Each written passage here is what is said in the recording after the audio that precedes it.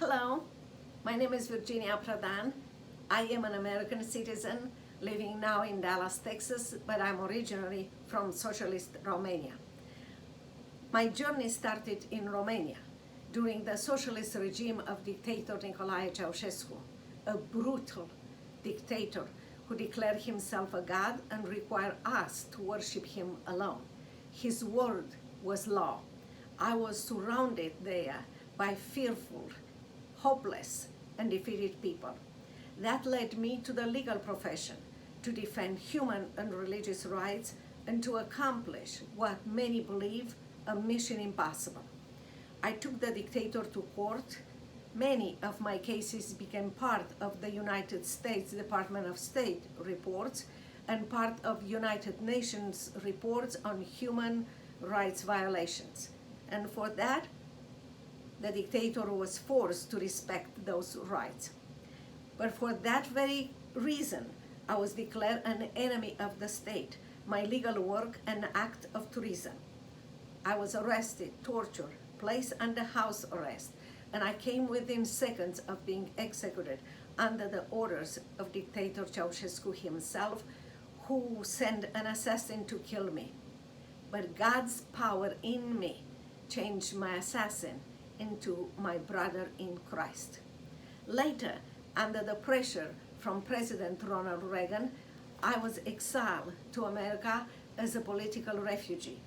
Like many refugees before me, I came here empty-handed, with no money, no friends, not knowing English. I learned English, went to law school for the second time, this time in Dallas, Texas, started my own law firm, raised as a single mother 3 children, authored books, and spoke in front of thousands of people. I should be dead, but God had other plans. Plans for me to show people that America is the best country in the world, that you can come to America empty-handed and rebuild your life to success in freedom. As we celebrate 4th of July, America's Independence Day, as a proud American, I will continue to empower people to value and protect America's freedom, to overcome any adversity, create a courageous and purpose-filled life, because generations to come depend on our faithfulness to God and on our love in action for America. Freedom is precious to those who don't have it. We hold those truths to be self-evident, that all men are created equal, that they are endowed by their Creator with certain unalienable rights, that among those are life, liberty, and the pursuit of happiness.